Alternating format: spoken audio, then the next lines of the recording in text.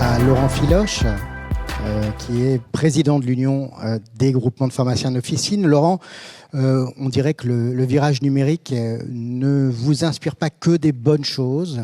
J'ai même cru comprendre qu'il suscitait quelques inquiétudes, notamment autour de la e-prescription, de la téléconsultation, des pratiques qui seraient sujettes à détournement, si elles sont mal bordées.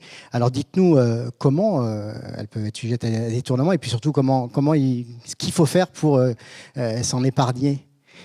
Alors, bonjour à tous. Effectivement, donc à chaque fois qu'il y a des nouvelles frontières là, qui sont atteintes, il y a aussi des nouveaux dangers qui nous guettent. Et ces nouveaux dangers, ils sont multiples. Je me rappelle l'année dernière, j'étais ici à cette tribune, justement en évoquant les problèmes des pharmacies néerlandaises, des e-pharmacies néerlandaises qui nous attaquaient et qui faisaient qu'en fait on se croyait protégé, mais on ne l'était pas du tout. Ce problème d'abord perdure, puisque si vous allez sur Google, vous regardez les pharmacie, il y a actuellement une promotion de 10% sur le Doliprane. Si c'est votre première commande, il y a 10% de remise sur le Doliprane. Ce qui est formellement interdit, ce qui ne devrait pas exister, mais comme personne ne l'empêche, c'est ce qui existe. Et donc avec toute la chaîne qui est en train de se mettre en place, on peut avoir ce dont parlent les anglo-saxons en disant perfect storm, un orage parfait, avec des plateformes de téléconsultation qui sont à l'étranger, qui peuvent être aux mains d'actionnaires, qui détiennent aussi des parts, donc avec l'e-prescription, qui détiennent aussi des parts dans des e-pharmacies ou dans des pharmacies traditionnelles, mais qui sont un peu disruptives. Et j'ai bien entendu donc le fait qu'on allait avoir des applications qui sont dans mon espace santé numérique, mais dans ces applications-là, il y a par exemple mon Ordo.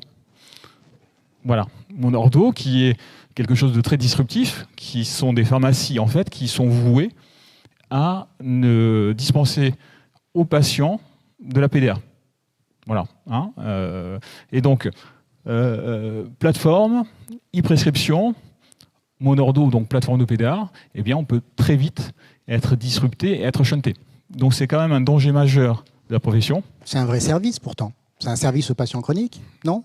Écoutez, je pense pas. Je pense pas parce que c'est aussi le fait de couper en fait le patient de son pharmacien, de son expertise et de ses aidants.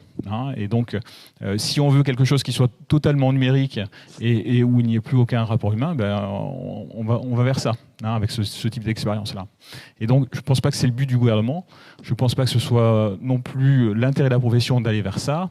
Mais pour ce faire, il faut, encore une fois, quand il y a des nouvelles frontières, il faut qu'il y ait un cadre réglementaire qui s'adapte. Et il faut surtout que ce cadre réglementaire soit respecté. Ce qui n'est pas le cas. Je vous ai donné l'exemple de Chauffeur-Pharmacie. Personne ne bouge. L'ordre ne bouge pas. Voilà. Nous, on a bougé à l'UDGPO. Ça nous a coûté un petit peu de sous. Donc on va pas aller au casse-pipe à chaque fois.